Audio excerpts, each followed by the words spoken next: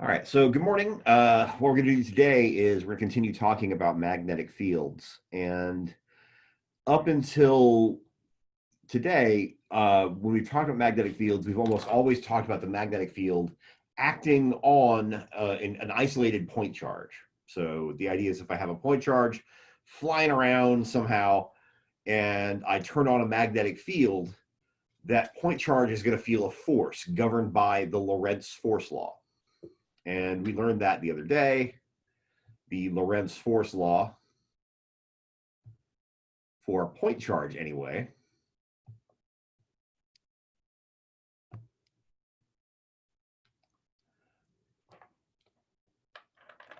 Looks like this, F equals Q times V crossed with B. And of course, if we're doing a cross product, if all you care about is the magnitude of the force, well, you do a cross product by doing the magnitude of V times the magnitude of B times the sine of the angle between V and B. But that's great if I have an individual charge flying around with some known velocity in a magnetic field. But 9 times out of 10, that's not what we're going to have. 9 times out of 10, what we're going to have is charges moving around inside a wire, right? We're going to see currents. And usually we're not measuring the velocity, the drift velocity of the electrons in the wire. Usually that drift velocity is quite slow. It's not something we end up interacting with directly. We end up measuring the current in the wire. And so in order for us to talk about that, we're going to have to think things through in terms of things we can literally observe.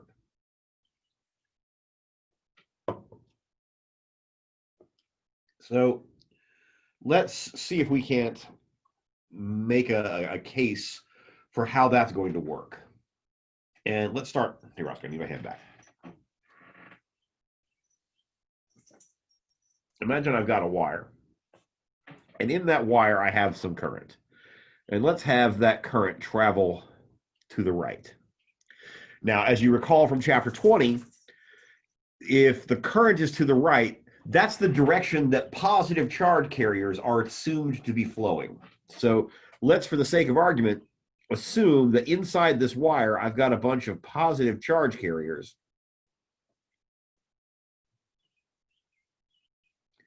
And that those positive charge carriers have some drift velocity that is to the right, and that's the cause of this observed current. Now, what's going to happen is I'm going to turn on a magnetic field from somewhere outside, and these moving positive charges, well, they're all going to feel a force because of the Lorentz force law. And if that's the case, then what's going to happen is, let's say the magnetic field points, let's go into the page. So it's perpendicular to the current. Now, if I wanted to figure out what force is experienced by those charge carriers, I'd use the Lorentz force law the way we learned it the other day. And I would do that cross product, the V cross B, by taking my right hand, and I would take my right hand and place it in the direction of the current, or sorry, in the direction of the velocity, excuse me, which is the same. So the fingers of my right hand are pointing in the direction of the velocity. Then what I've got to do is I've got to bend my fingers towards the magnetic field, right? Because it's V cross B. Well, the magnetic field points into the page. So with my fingers pointing this way, I've got to bend them into the page. So I have my hand oriented properly now. My thumb will be sticking in the direction of the force felt by all of these charges. So what I have here is that V cross B is up towards the top of the page, and each of these positive charge carriers is going to end up feeling a force pushing it towards the top of the wire. And we saw yesterday how that will make them move, right? As they move, their velocity will change direction slightly.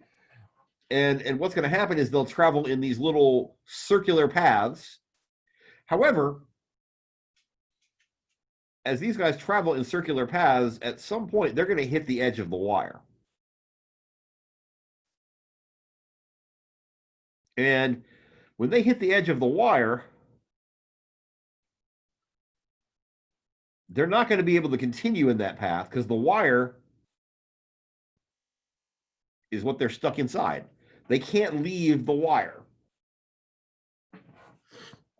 So what happens when they get to the edge of the wire? Well, somehow the wire will have to exert a force on the charge carriers to trap them inside the wire, right? It's like if you run into a wall, the wall is going to have to exert a force on you to stop you because you can't walk through the wall, right? And that's what's happening to these electrons. They're getting to a barrier of sorts, and in order for them to not fly through the barrier will have to exert a force on them, causing them to stop. So we're going to get this little pileup of positive charges at the top of my wire.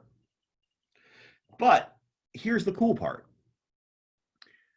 If the wire has to exert a force on the charge carriers to stop them, Newton's third law says that for every force on an object, there's an equal force but opposite in direction on another object. In other words, if the wire pushes the charge carriers downward in order to cause them to stop, that means that the charge carriers are pushing the wire upward by the exact same amount. That's Newton's third law.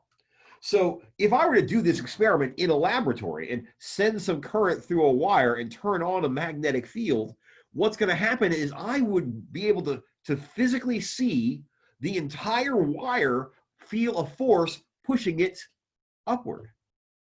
Right? The entire wire would get pushed. And that's the sort of thing that I could observe in a laboratory. So here I have, current in a wire causing the entire wire to get pushed. Now, how big is that force?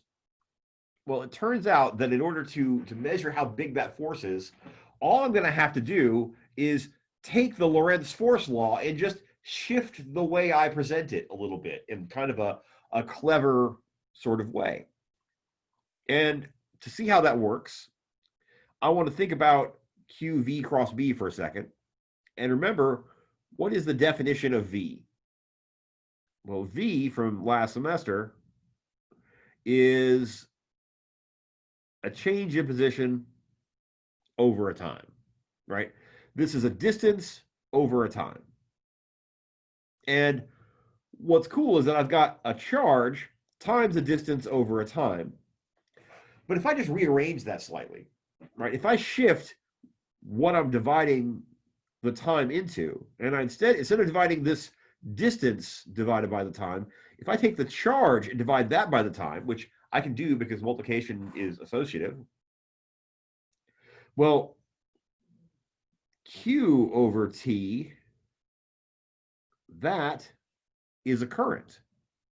So what I could do is I could re-express the Lorentz force law as a Q over a T, that's a current, times some distance. Well, this distance in this case would be the length of the wire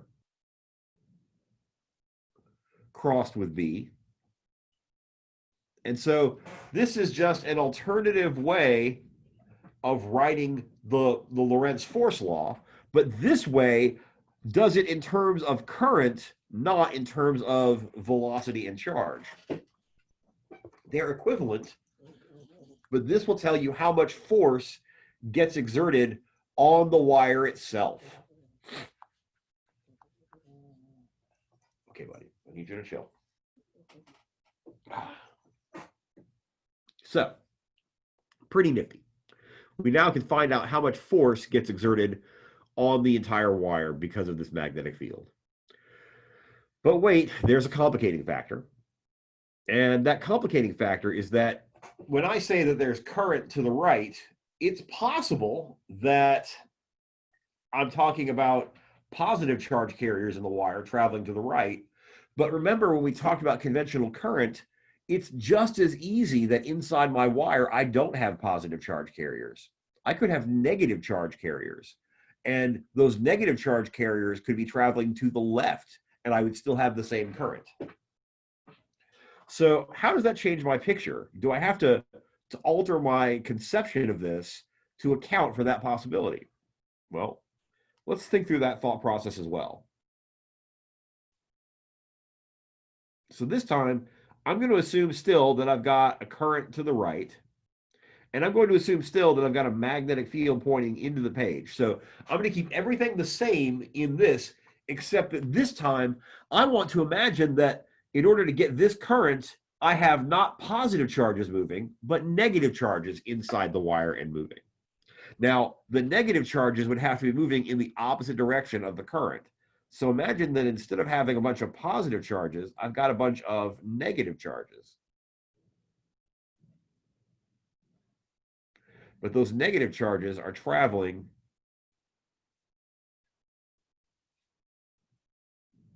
in the opposite direction.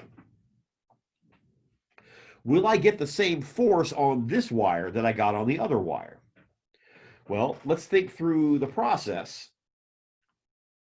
If I do the Lorentz force law on the point charges, the charges inside the wire, then what's going to happen is I would start with the fingers in the direction of the velocity, which is now to the left. Then I would bend my fingers towards the magnetic field, which points into the page.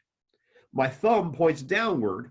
So you might think, oh, the force is going to be down instead of up. Except remember, because it's Q V cross B and Q is negative, the negative charge is going to feel a force in the opposite direction of the right-hand rule. So I would then flip it. And oh, look at that. Even if I have negative charges inside this wire, it's negative charges of the opposite velocity. They'll still get deflected towards the top of the wire, which means the wire is going to push them down to stop them, which means they're going to push the wire up. So in both of these cases, the force exerted by the wire will be upward. And so what that means is that even if I have negative charge carriers, the visible effect on the wire is going to look exactly the same. So we continue to not care what kind of charges are inside the wire. It won't make any difference in terms of what we can observe. Or will it? Here's the cool part. There is a difference between these two scenarios, right? And there is an observable difference. There's a thing that you could look at that's going to tell you which of these two situations is occurring in your wire. And the thing you could look at, well, it's going to have to require me to think about, well, where's the force coming from that stops these guys to begin with? Why are these guys being prevented from leaving the wire? And the reason is because the wire is electrically neutral, right? You've got equal amounts of positive and negative charge inside the wire, and it's just that the charge carriers are the ones that are moving. But what's going to happen when these guys try to leave the wire?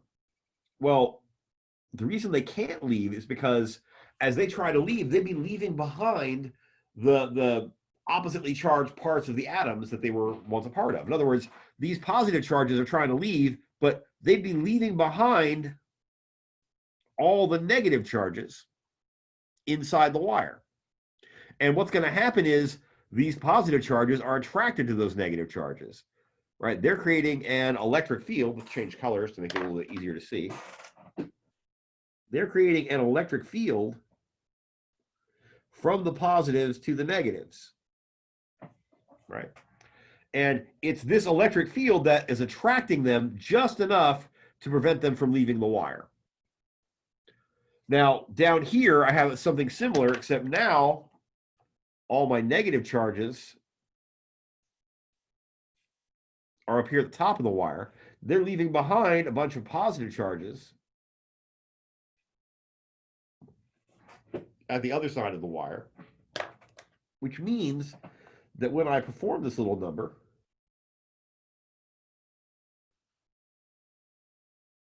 I get an electric field inside the wire as well.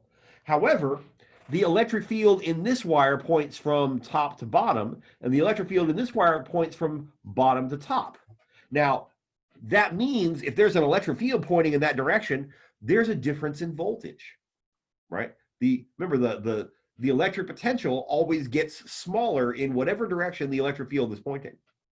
So what that tells me is that in this case here, I'm going to have a higher voltage at the top of the wire and a lower voltage at the bottom of the wire. Whereas if this is my case here, I'm going to have the opposite. I'm going to end up having a lower voltage at the top and a higher voltage at the bottom. And that's pretty cool. What it means is that all I have to do is measure what that voltage is and determine the sign of it. And the sign of that voltage is going to tell me whether or not I've got positive charges moving around in the wire or if I have negative charges moving around in the wire. And that's pretty nifty. This is called the Hall effect.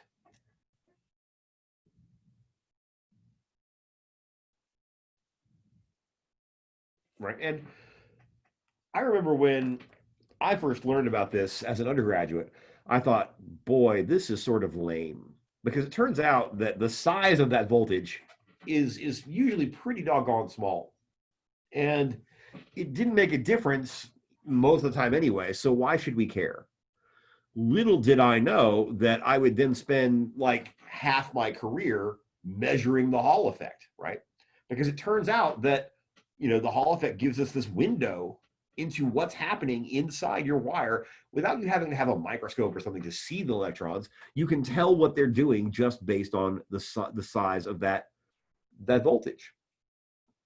So it turns out it gives you a lot of information about what's happening inside there. It turns out the more charge carriers you have, the bigger voltage you're going to get. So by measuring how big that voltage is, you can not only tell what kind of charge carriers you got, you can tell how many you've got. And that's important because it tells you something about the electronic states inside your solid. And as you watch that charge carrier density that we talked about in chapter 20 get bigger or smaller, you're getting an insight as to what's happening inside your material. My own doctoral dissertation was prompted because it turns out that in certain type 2 superconductors,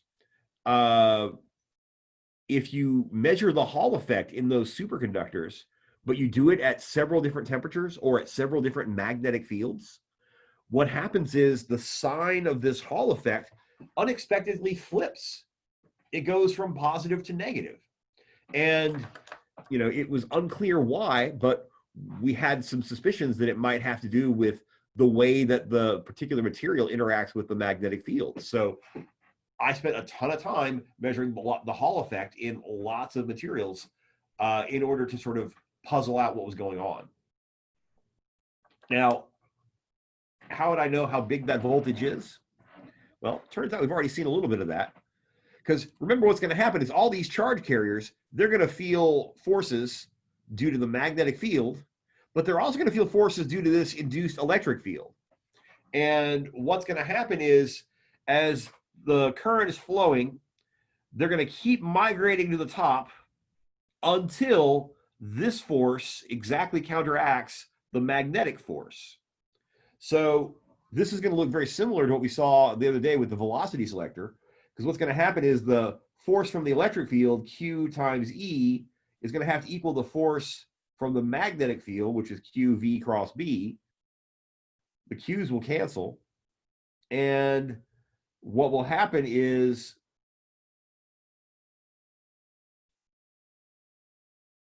when E over B equals the velocity of your charges, which remember is what we called the drift velocity,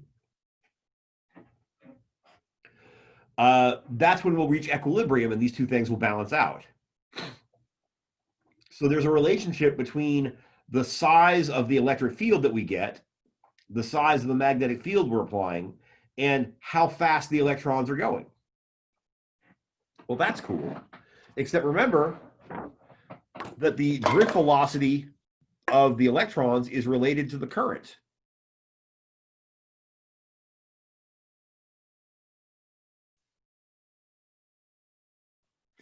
We saw that back in chapter 20.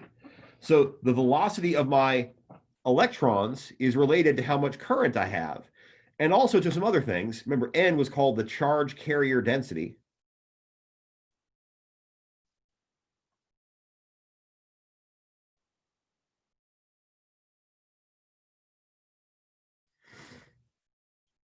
And that was just the number of electrons moving around per volume. Q, of course, is the elementary charge. A is the cross-sectional area, the fatness of my wire. So if E over B equals the drift velocity, but the drift velocity is the current divided by NQA, just by solving this for VD. Well, now I have E over B equals I over NQA. And of course, that means E equals I times B over NQA. And of course, what the heck is E? Well, E is related to the voltage.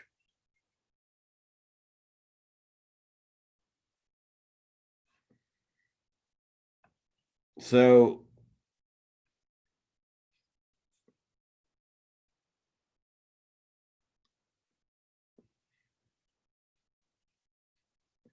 and so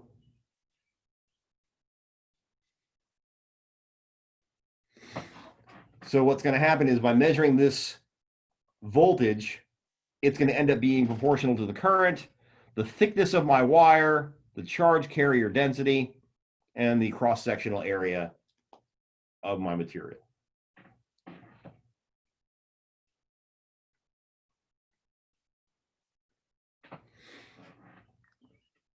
So it's a pretty nifty thing. Again, I spent most of my career measuring the Hall effect in solids because it gives us information on what's going on. But there's other things you could do with it.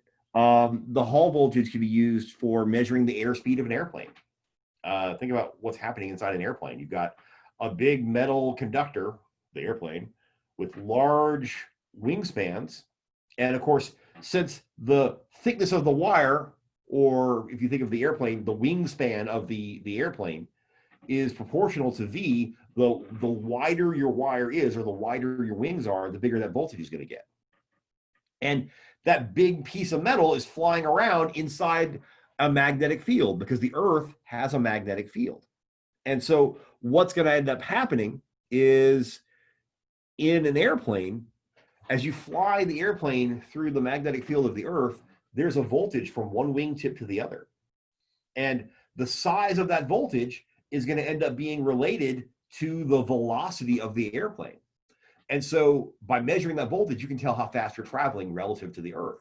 And that's super helpful because without that, you end up having to measure your velocity relative to the air around you, which if the air is stationary is great. But if the air is moving, if there's wind, then you may know how fast you're traveling compared to the air around you.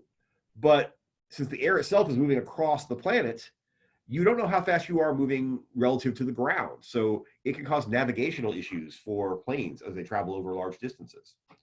The Hall effect is also used in certain sensors to determine the velocity of, say, a liquid. One of the problems in the back of the book that I don't think I assigned this semester has you using the Hall voltage to measure the velocity of blood in a patient's vein. So, the idea is if you've got charged ions in your bloodstream, those charges as they move with some velocity carry a current, and that's going to cause a Hall voltage from one side of a vein to the other. By measuring that voltage, you can then determine the speed of the fluid inside that blood vessel. So even sometimes in biological systems, this Hall voltage ends up being a useful thing to measure. Neat. I like it. So let's play with this Lorentz force on a wire a little bit. And let's see what else we can do with it. So again, if I've got a wire and that wire is carrying current, the entire wire itself is going to feel a force based on how big the current is, how long the wire is, how big the magnetic field is. So if I wanted to play with this and to sort of see what happens, I might devise a scenario like the following. So let's imagine that I've got a little rectangle of wire. Actually a square, I suppose, since each side is going to have a distance L. And what I'm going to do is inside this wire, I'm going to send some current. And let's go ahead and send that current around clockwise. So the current is going all the way around this wire in a clockwise direction. Now, I'm going to turn on a magnetic field and see what happens. Let's have a magnetic field point to the right. Now, what's going to happen is because I have a magnetic field and I have current, I'm going to get a magnetic force. But the direction of that force is going to be different on different sides of that wire loop because the direction of the current is different on different sides of that wire loop. So let's work out what forces I'm going to feel in this wire loop. Let's do the left side first. So everywhere on the left side, the current is traveling towards the top of the page. So I'm doing IL cross B. I got to do the right-hand rule. So take my right hand.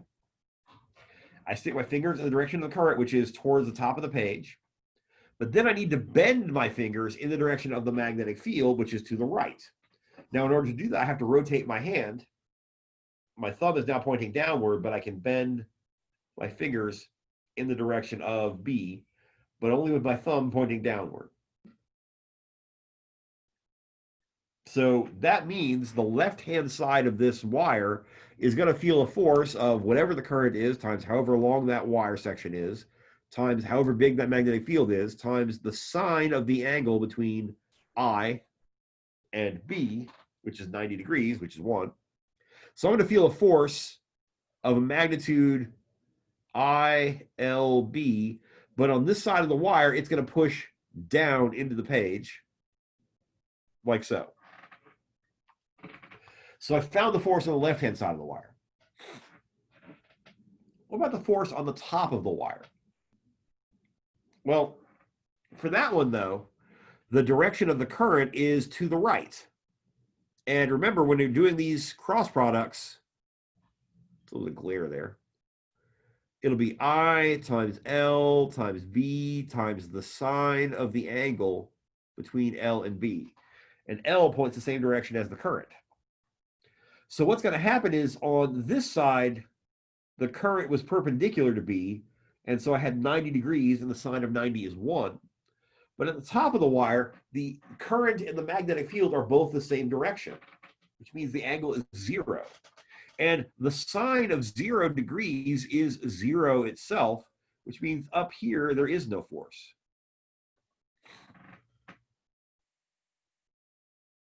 So the top of the wire feels nothing. How about the bottom of the wire? Well, at the bottom of the wire, the current has wrapped around and is heading back to the left, but the magnetic field points to the right. So the angle between those two things is 180 degrees. And from the unit circle, I know that the sine of 180 degrees is also 0.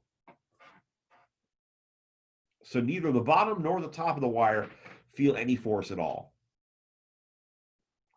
Now, what happens with this side? Over here, the current is traveling downward, and the magnetic field is still to the right. So I would take my right hand and start my fingers pointing downward, but then I have to bend my fingers towards the magnetic field. When I do that, my thumb has to point up. So here I'm going to feel a force, again, of I times L times B, but it'll be in the upward direction. Now, it doesn't take a genius to know that if I want to find the total force felt by the entire loop, all I'd have to do is add those four things together. But since this one is up and this one is down, they're in opposite directions. When I add them together, I'm going to get 0. So what will occur is the net force acting on this entire object is going to equal 0. That was easy. However, that's not to say that it's not going to experience any sort of response, because it totally will. Because think about it. What's going to happen if I take this little rectangular object and I push one side into the page and the other side out of the page? Here's my stock go-to rectangular object. So what's going to happen is I'm going to take this side and push it downward. I'll take this side, pull it upward, and when I do, the object doesn't move translationally. It doesn't move up, down, left or right, or forwards or backwards. But what it does do is it rotates. So when thinking about the forces felt by this loop, even though the net force is equal to 0, the fact that it rotates tells me that the net torque will not be 0. So this loop will experience some torque. Torque makes things rotate. So in order for us to go further, we have to remember more stuff from last semester. In this case, we're talking about chapter 10. And in chapter 10, we learned about torque. And torque was just a force that makes something want to spin. It's a twisty force. And you calculated torque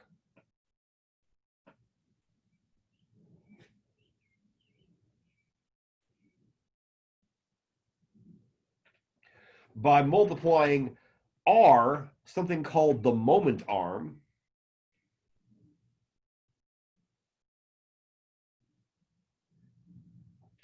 times your force. And it was the first time we ever saw a cross product like this.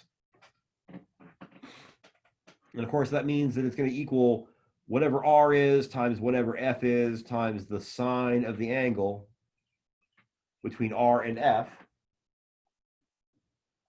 So if I want to figure out how much torque this loop is going to feel, I'm going to have to figure out how to determine what R is.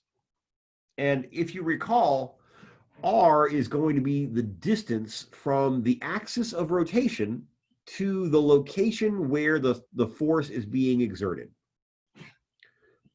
Now, this loop, when it rotates, it's going to rotate around an axis that runs right through the center. Right? So the axis of rotation is going to be right there in the middle. And that means that the distance from this axis to where the force is being applied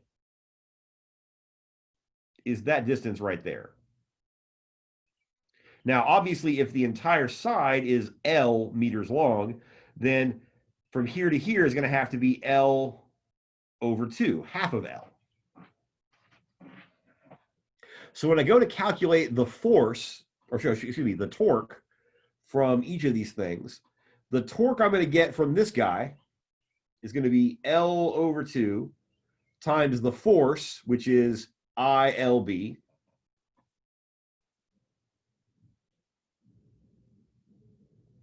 times the sine of the angle between the current,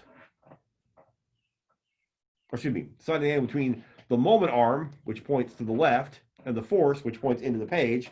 Oh, but wait, that's 90 degrees, and the sine of 90 is 1. So the left side is going to feel this much torque. The right side from symmetry is going to feel exactly the same torque. So they're both making it rotate the same direction, so they both have the same sign. So all I'm going to have to do is add these two things together or multiply this by 2. Notice this 2 and that 2 cancel. And so I end up with I times L, so L squared times B.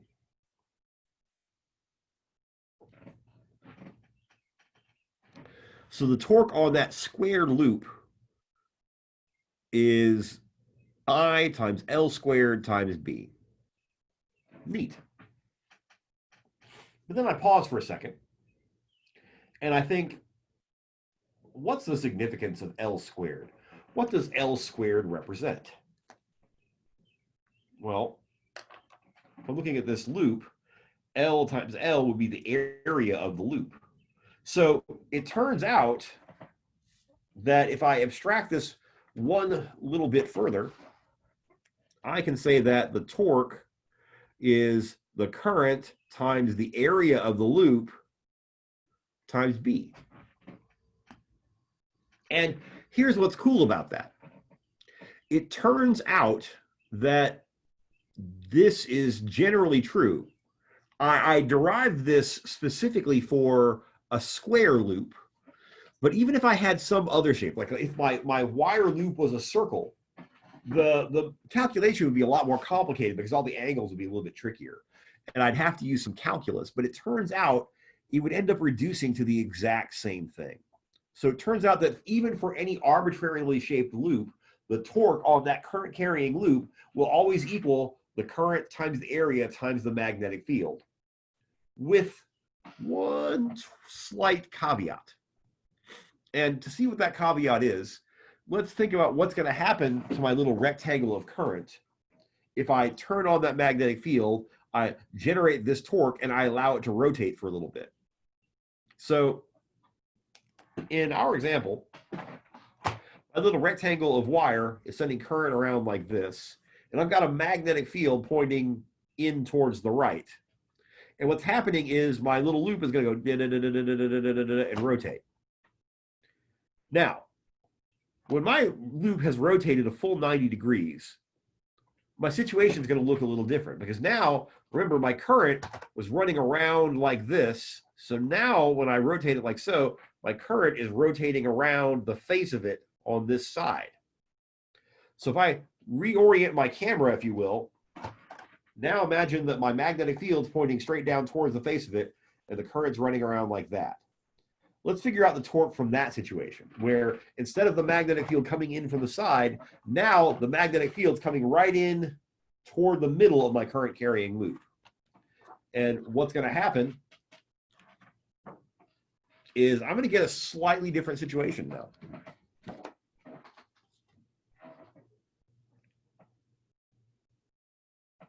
So here's my little rectangular loop. But now the magnetic field points, from our perspective, into the page. My current is still going around clockwise. So now when I go and generate the forces, let's go back to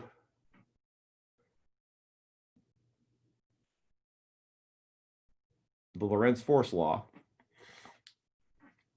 and go through all that same logic over again. When I do the force on the left-hand side, now the current is up, the magnetic field points into the page, the force is going to be to the left. And the force will equal I times L times B, because again, the sine of the angle between the current and B is going to be 90 degrees. Now here at the top, the current is this way, magnetic field's into the page.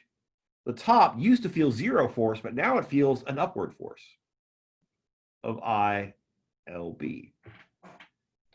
Over here, what's going to happen is the current is downward, magnetic field is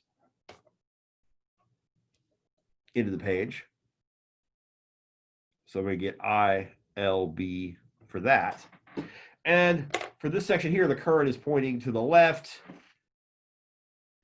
The magnetic field points downward.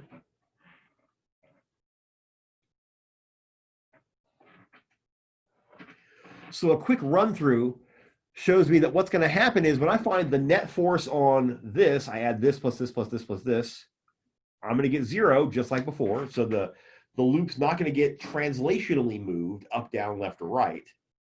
However, what about the torque? Well, what's going to happen is, here's my axis. And if I go from here to here, my R vector is in the same direction as the force. So when I go to do the torque, R cross F is RF sine theta.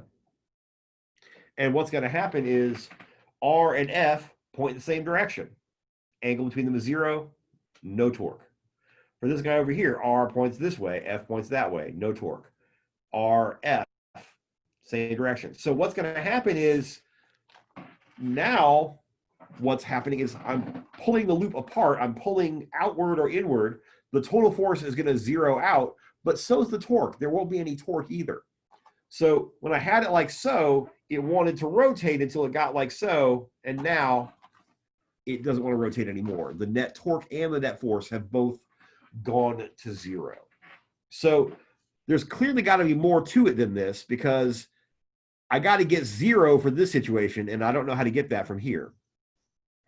And the reason is we have to take into account the direction of the current and the direction of the magnetic field. And so we're going to generalize this and actually write that it's I A crossed with B. Now, you might be asking yourself, how the heck is area a vector? Like, you know, area is like length times width. But if this is my groovy little rectangle, and I've got current going around like this, I need to define an area vector for this loop. And the way that we can do it is the area vector is going to be perpendicular to the surface. So if this is my loop, the area vector points either straight out, or it could also go straight in. In other words, is this the top of the box or the bottom of the box? The area vector is going to point away from one or the other of them. And the way we know which is we take our right hand, curl your right hand in the direction of the current, and the area vector will point in that direction. So for instance, right here, I have the current going around clockwise. I curl my fingers around in the area of the current, my thumb points into the page. So for this loop, the area vector would point into the page. However, if I had current flowing around a loop in the opposite direction, the fingers would curl around this way, my thumb would point out of the page. So the area vector is out of the page. Either way, it's perpendicular to the plane of that loop, and that's what's important. So now what's going to happen is when I'm thinking about the direction of the torque, I got to do this cross product, which means that torque will be the magnitude of I times the magnitude of A times the magnitude of B, just like we had before. But it'll be times the sine of the angle between the area vector and B.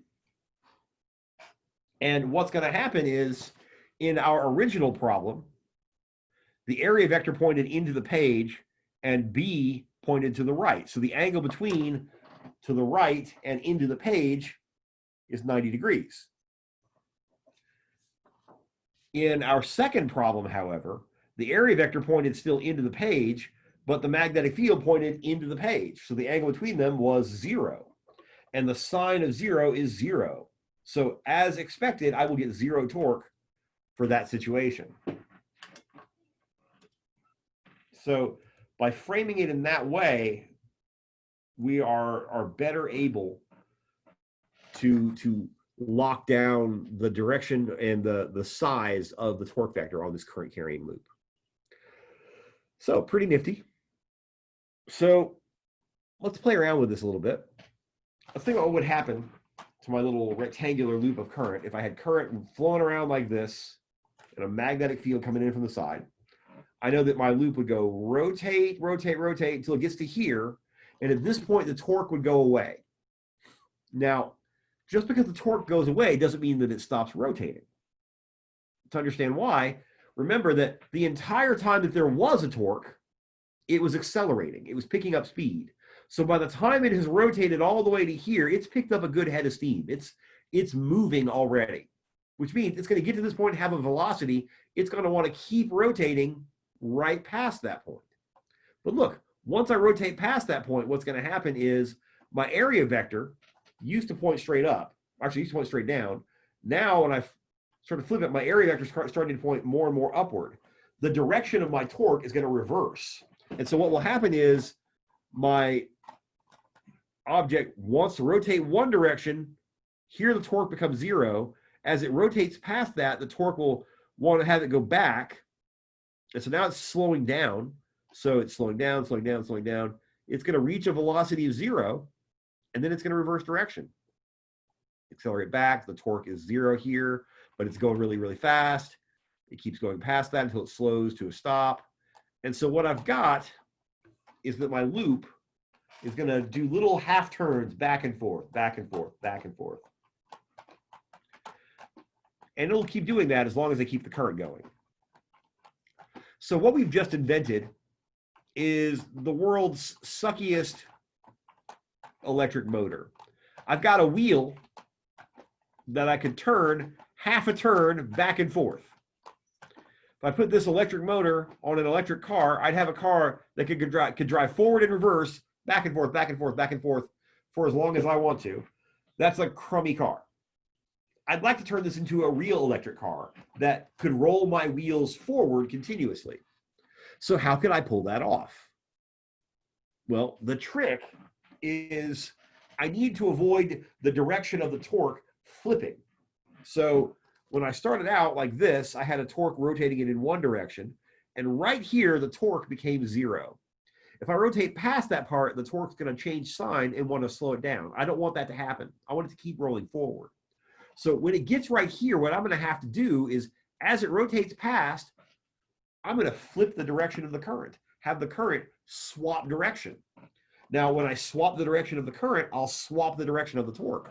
So what's going to happen is it's speeding up, it's speeding up, it's speeding up. Then right here, the current flips, and it keeps speeding up, keeps speeding up, keeps speeding up, keeps speeding up until here. Then it flips again. And every time the current tries to reverse direction, what I'm going to do is swap the direction of the current out. I'm going to switch every half turn. And that's going to keep the object rolling continuously forward. That's how an electric motor works. Every electric motor, whether it's in like a toy car or in an actual car or in a robot actuator, they all work on the same kind of principle. You've got current carrying loops, oftentimes many, many loops in a coil.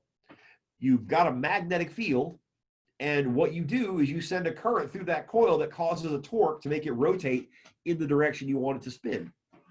And if it wants to rotate more than one half turn, you use something called a commutator. And what the commutator will do is it will reverse the direction of the current every half spin so that the direction of the torque stays forward progressing rather than moving it half a turn and then slowing it down and having it go back. Pretty nifty. But that's all it is. Currents in a magnetic field.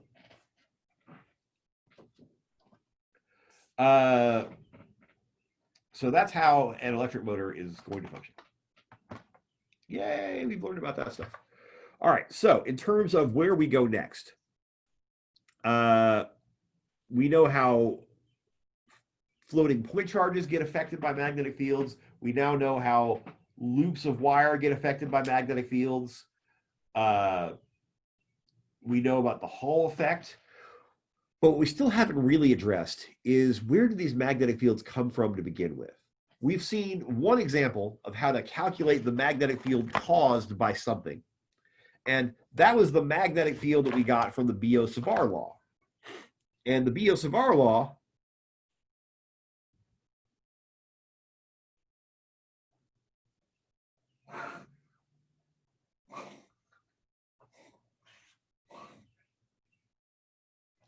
was this ugly, complicated thing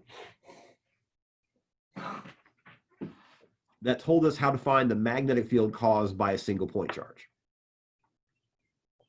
So if I've got, let's say, a little positive point charge and it's traveling to the right, it's creating a magnetic field all around it of varying amounts. And depending on where I look, I'm going to see a different value for B. Now, to remind you, because you've probably slept since then and don't remember, mu naught over 4 pi is just a constant. It's equal to about 1 times 10 to the minus 7. It's just a number. Q is the charge that we're talking about. V is the velocity of the charge. R hat is a vector that has a length of 1. It's a unit vector. And it always points from the charge to the location where we're measuring the field. R is a vector that measures the distance from the charge to the place we're measuring. And so if you look in different locations, you'll get different magnetic fields. If I look directly in front of the charge and I try to measure B here, well, what's going to happen is for this point here, R hat points from the charge towards there. It would point in the same direction as V. And when you evaluate that cross product,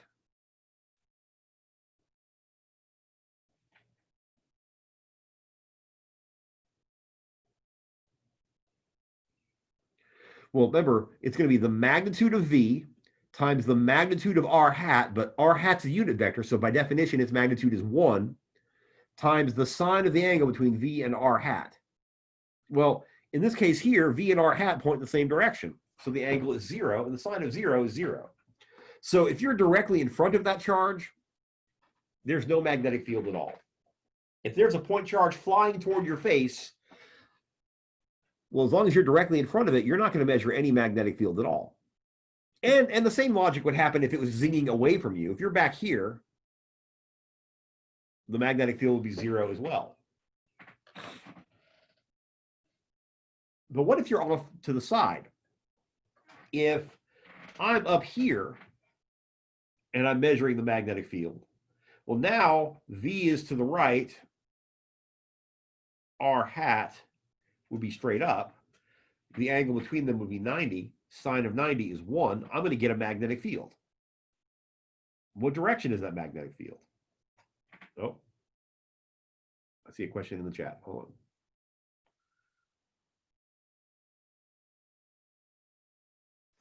on. Okay, cool.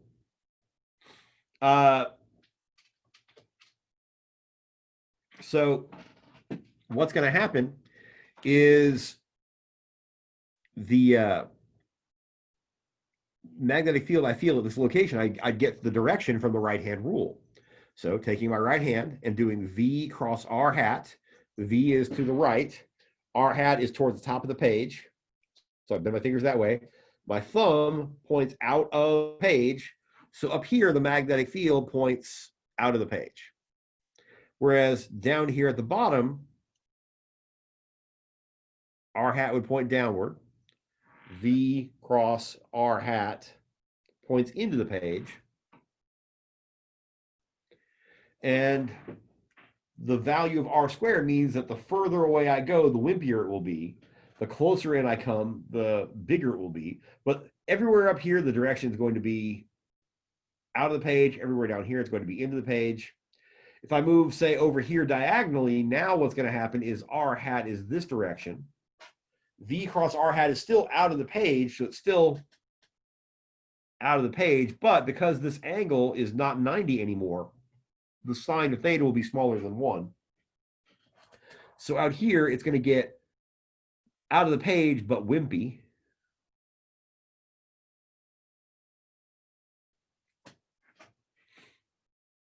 Because of that angular dependence.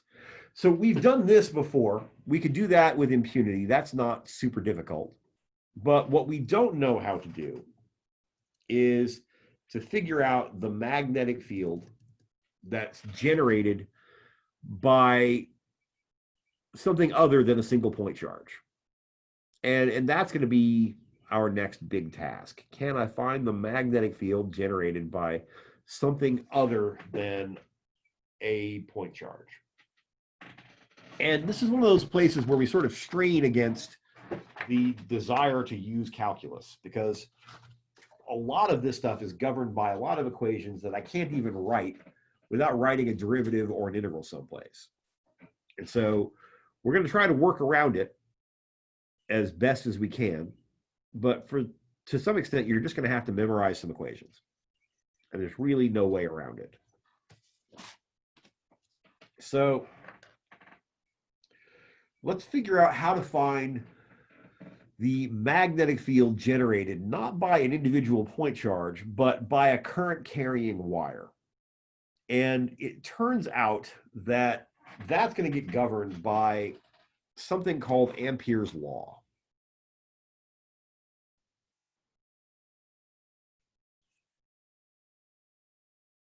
And Ampere's law says that if you have some current and you were to say calculate as you go around some kind of path, so I'm going to pick some path that goes around my current. And as I go around that path, what I would be doing is keeping a running tally of the product of whatever the magnetic field is dotted with the tiny little, I'll call it delta L to avoid using differential notation. And I do this all the way around the loop.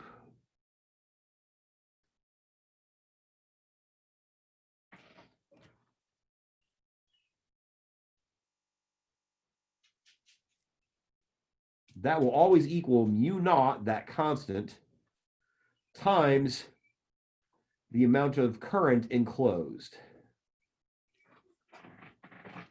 Now, what's going to happen is, again, this is kind of the sum of all the B dot DLs for tiny little baby steps all the way around this loop. So what does that even mean? Let's break that down. So imagine here's my current carrying wire, and I start up at the top of that loop. Now, what's going to happen is at the top of that loop, I'm going to have a magnetic field, and that magnetic field is going to swirl around the wire in much a similar fashion to the little path that I've drawn. But that means that at the top of that wire, my magnetic field maybe points into the page. So what's going to happen is from that spot, I'm going to take a little baby step in the same direction as B and take whatever B is at that moment and multiply it by the tiny distance that I just traveled, and I'll get a number. Now, when I've moved over a tiny little bit, the direction of the magnetic field has changed a slight little amount. If I'm looking at it like as a big circle, like right up here, maybe B points this direction. But by the time I get here, B points maybe this direction. By the time I get here, B points this direction. And what I'm going to do is I'm going to traverse all the way around this loop. And every time I take a little baby step over, I'm always taking a baby step in the same direction as B. So like right here, I'll go a tiny little distance, delta L, in the same direction as B. When I'm over here, I'll take a tiny distance, delta L, in the same direction as B. I'm going to do an infinite number of little tiny baby steps where I'm always multiplying a tiny little distance times a tiny little B, and I'm adding them all up all the way around. Right? So we're summing all of that stuff together, and we're doing a dot product. So it's B times DL, but that'll be the magnitude of B times the magnitude of delta L times the cosine of the angle between them, and that's going to be tricky, and it's going to equal this stuff. So this is, it seems weird and annoying and complicated, and you'd be summing up an infinite number of little tiny baby steps. What a colossal pain, right? In order to make this workable, we're going to have to only do it under very special cases where evaluating the sum is super easy, because otherwise it can be super messy. If I'm taking some weird annoying path that makes some weird kind of funky shape, then what's going to happen is sometimes my delta L will be one direction, but my B might be some different direction. And I'd have to know the angle between those two things to evaluate that dot product. And oh God, that's a freaking nightmare. So I can only use this under very specific situations where doing the sum is going to be super easy. And that's what's going to happen. We're only going to use it under very special conditions where evaluating that sum is easy. Technically, it would always be true, but it's just not very useful to calculate with under most circumstances. So under what conditions could I get away with doing this? Well, I'd have to pick my paths that I evaluated over in a very special way. This path would not be a good path to use this on. Even though it could work, it would be very hard to do. This path, however, is easy. And the way we'll do it is we'll pick a path that meets two criteria. The first criteria is that the path must always either be with the magnetic field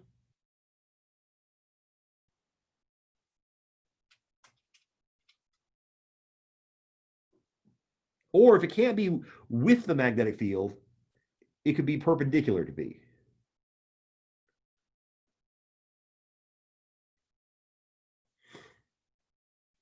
At all times.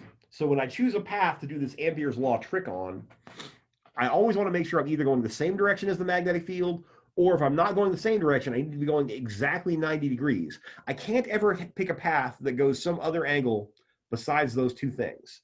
And the reason I'm doing that is because if I'm evaluating B dot delta L, well, that would be the magnitude of B times the magnitude of delta L times the cosine of theta.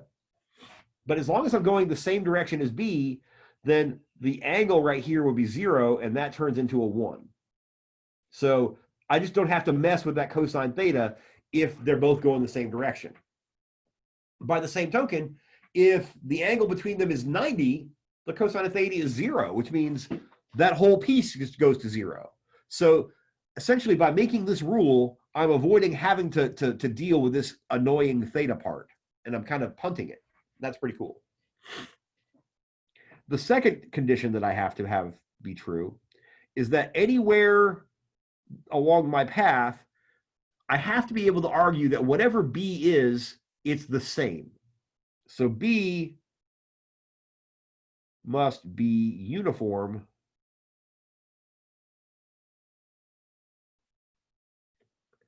from symmetry. Now, the reason for that is because we're going to be using Ampere's law to solve for the magnetic field. And that means I don't know what the magnetic field is. So I can't really very well put a number in for B if I'm trying to solve for B. And if over my path I have several different numbers for B in different places, I certainly can't solve for it that way because it keeps changing. That's a calculus problem. So by only using this in situations where I can assume that B is always going to be one number, it's going to make my algebra simpler. So here's the canonical example. Imagine I have a wire that's carrying some current to the right, and that wire is long and straight. It's super, super long, super, super straight. Now, I may not know how to calculate the magnetic field from this yet, but I do know this. I do know that magnetic field lines always form closed loops. And so there's going to be fields swirling around this wire, either clockwise or counterclockwise. Now, the way I know for sure, take the right hand, stick my finger in the direction of the current, or my thumb in the direction of the current, and the magnetic field lines are going to curl around that wire in whatever direction my fingers rotate. So if my current is pointing to the right, the magnetic field lines are going to loop around like so. So I can already imagine what the magnetic field has to look like. It's got to be looping around, coming around the back, like that. So that's what B has to look like. So when I go to do Ampere's law, I'm going to do Ampere's law on a loop that follows the direction of B. I'm going to pick a loop that goes around the same direction as B. And so at every little location, my delta L is going to be tangent to that circle. But that means at every location, my delta L and B are going to point in the same direction. At every given moment, they're always going to have an angle of 0 between them. So that's going to equal 1. Now, what's going to happen is from symmetry, I mean, if this wire is super big and long, and I go, like, say, 1 meter above, I'm going to get a certain size magnetic field. If I go 1 meter below, there's no reason to expect that the magnetic field 1 meter below the wire should be stronger than the magnetic field 1 meter above the wire, right? Why should it be stronger on one side than the other? There's no reason for that because of symmetry. So whatever magnetic field I've got, I have to assume that everywhere on this little concentric circle, B has to be equally strong. And that allows me to say this is true. So now when I go and do the sum of B at each location times the tiny distance I'm traveling at each location,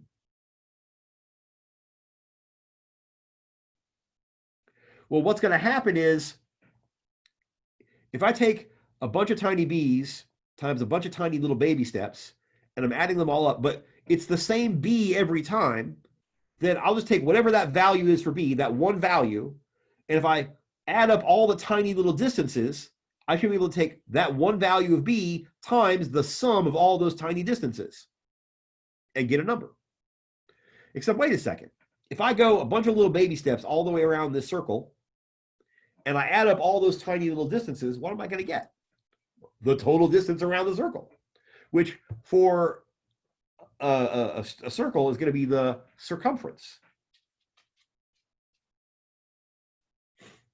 So what's really cool is that this infinite sum that I can't even wrap my head around, I don't even have to do it because I know because these two conditions are going to be true, it's going to simplify to whatever that one number for B is times the total distance around everything, 2 pi r, which I know from geometry.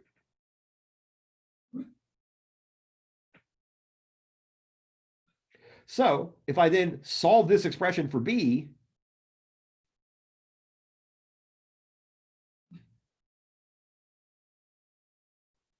right, how much current is enclosed by that loop? Well, literally all the current in the entire wire goes through the loop. So I enclosed is just I total. It's the only current there is. There may be other situations where that would not be true. So this is the magnetic field I get from a long straight wire.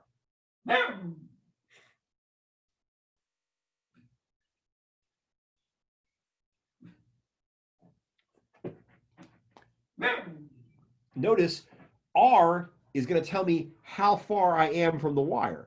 If I had gone around a bigger loop, I would have had the same current enclosed. All that would have changed was that R would have been bigger. I would have had a weaker magnetic field. So the further away from the wire I get, the wimpier the magnetic field is going to be. Pretty nifty. Let's try this again. But this time, let's try something a little bit more complicated. So I want to do something called a solenoid. Now, solenoid is a fancy schmancy word for a coil of wire.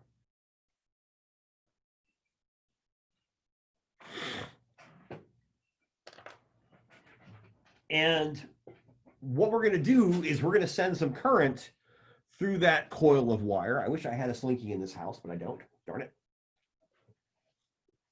And so what's going to happen is we're going to have to make do with my crummy drawings.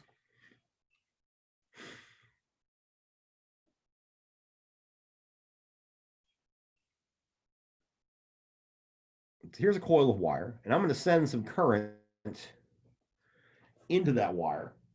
And what's going to happen is that wire is going to generate a magnetic field, and those magnetic field lines are going to have to go around the loops of current. And I can already sort of visualize what they're going to have to look like because I know that magnetic field lines always form closed loops, and they're always going to have to go around the current. But since the current is in this like little cylindrical coil shape, my magnetic field lines are going to have to run up through the middle in the little hole of the slinky. And then they're going to have to bend around some kind of way.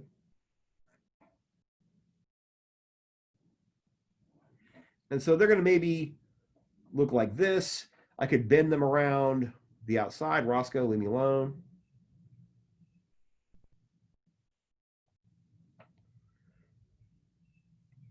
And of course, since field lines aren't allowed to cross each other, if I draw another one, it's got to go all the way up and around. It has to go around this guy over here. Ow, Roscoe. Damn it. This dog needs cuddles right now, apparently. Say hi, Roscoe. You're an insistent jerk. I don't like you.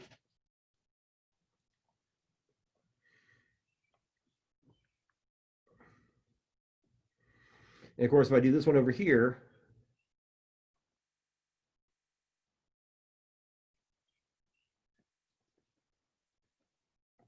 and I could keep drawing lines all day, but what's going to happen is every line is going to have to go up through the middle and out and back around. And of course, they could also be going, instead of going up through the middle, they could be going down through the middle. It's going to depend on the direction of the current. The way you keep it straight is take your right hand.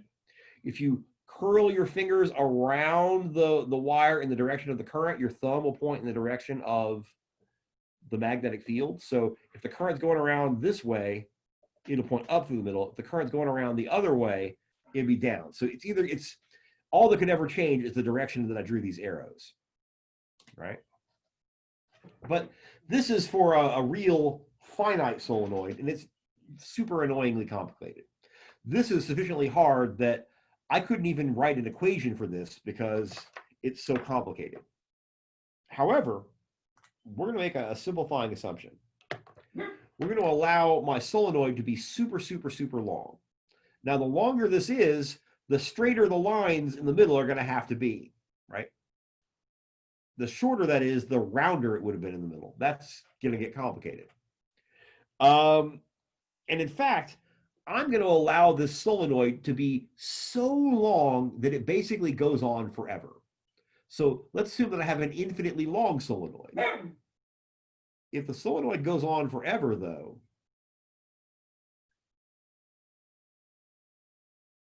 we're never going to get to the top where the lines curve out and around. All we're going to get is lines just sort of going up the middle. So my magnetic field lines would just go straight up the middle.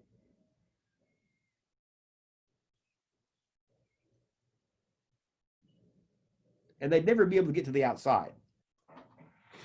Essentially, they're curling around off screen somewhere, bending around and coming up off the middle. So effectively out here, I'm going to have no magnetic field at all. All the magnetic field is going to run up the middle.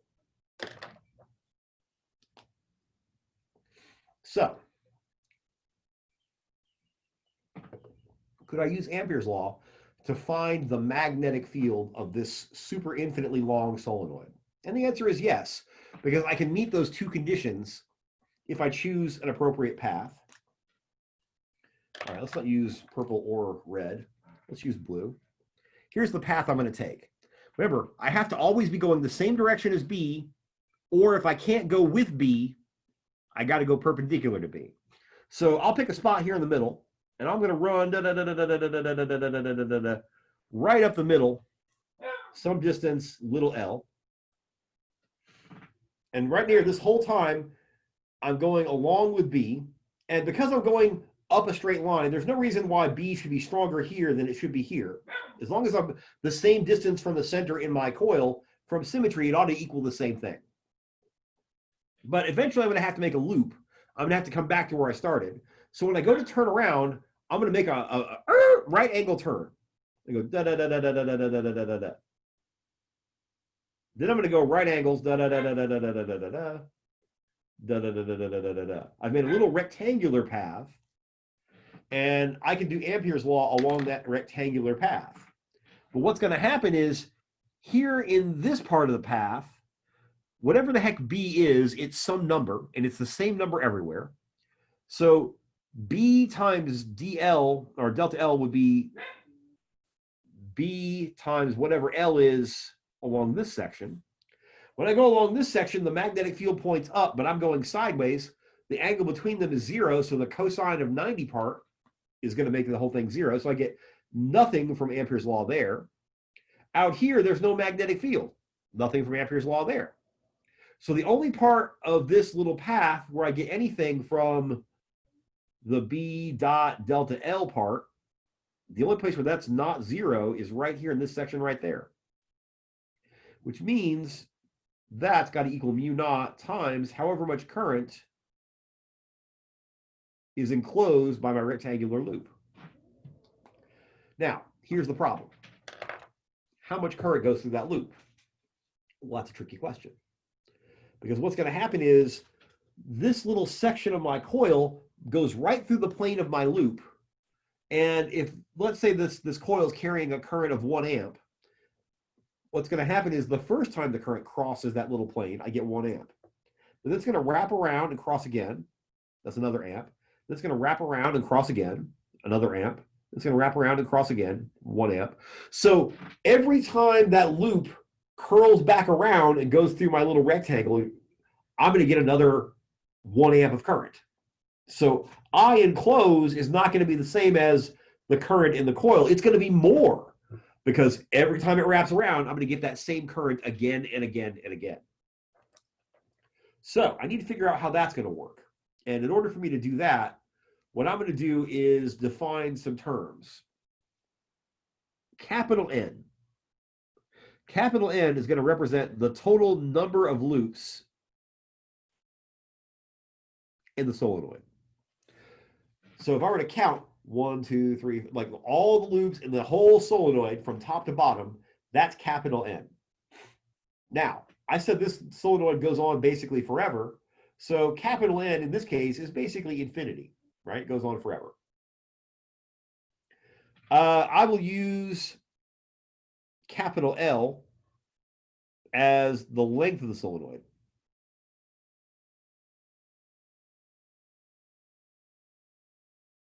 Now, what's going to happen there is I said this solenoid was infinitely long, so that's also infinity. However, little n is going to be the number of loops per length. And so you might think, oh, infinity divided by infinity. Well, normally anything divided by itself would be 1, right? So you might think little n equals 1. You'd be wrong about that, though, because infinity is special, because not all infinities are the same. And if it's not clear that all infinities are not the same, think about it this way. If I asked you how many integers there are, just integers, well, what would you say? You'd say there's infinity integers, because it goes from negative infinity to positive infinity. That's infinity integers. Yay. If I asked you how many positive integers there are, well, that's from like 1 all the way out to infinity. There's infinity of those.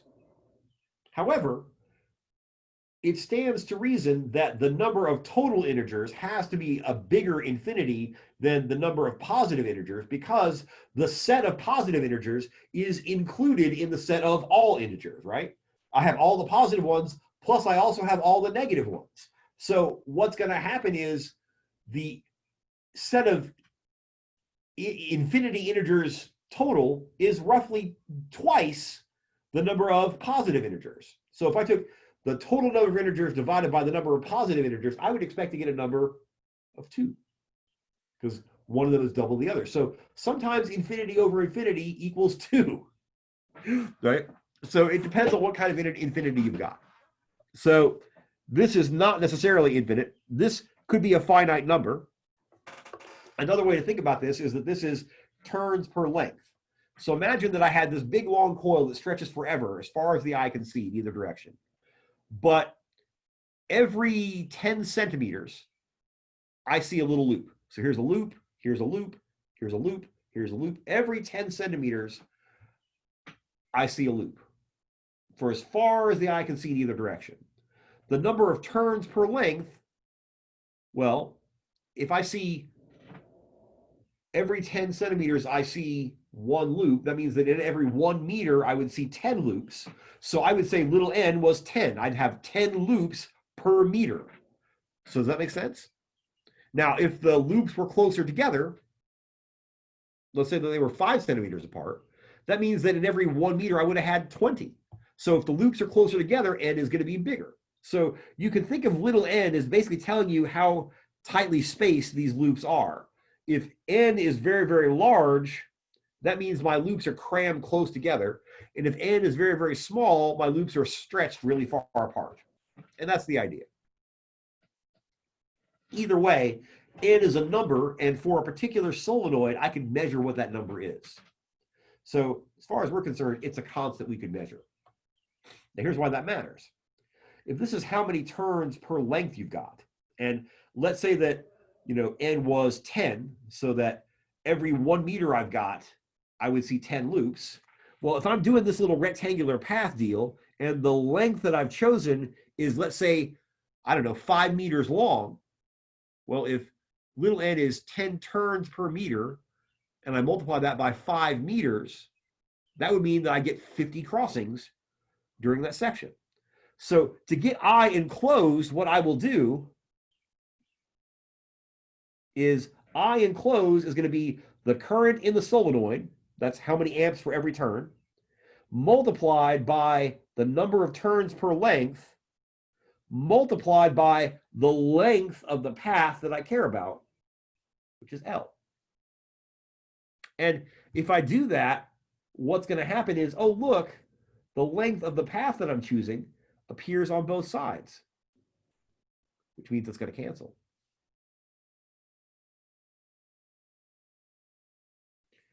And so this is the expression for the magnetic field of a solenoid. And you can see that as little n becomes larger, the coils become crunched closer together, the magnetic field gets stronger. If the coils are stretched far apart, the magnetic field is going to become weaker, and it depends on how much current I'm going to generate. So that's a place where, even though we couldn't really do the calculus, we didn't need to, because the math ended up being super simple. And we're just going to have to know that.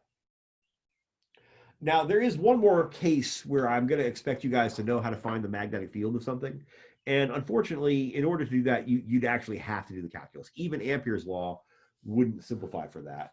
And that's going to be the magnetic field caused by a single loop of wire of radius capital R. And for that, I'm just going to have to tell you the magnetic field is going to be mu naught times the current in the wire divided by 2 times the radius R. And what's more, this only tells me the magnetic field at one location, and it's right here in the center of that loop. Anywhere else, I can't even write a formula for it. It's too complicated, right? Ampere's law wouldn't work. I'd have to use a variation of the Biot-Savart law and a bunch of integrations, and the integrals that I have to do would be super difficult. More often than not, if I want to find the magnetic field anywhere else, I'd have to use a computer to approximate it. That's how hard that problem is. But at this one spot, easy to remember. And what's going to happen is, if the current is flowing around like so, then if I use the right-hand rule and curl my fingers in the direction of the current, the magnetic field in the center is going to point in the direction of my thumb. And of course, that magnetic field at that one point is going to be part of a loop, which I can imagine is going to swirl around in some complicated way.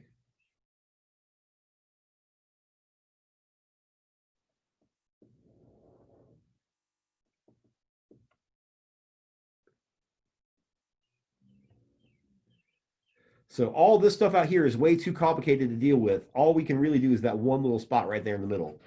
And so you might need to know that.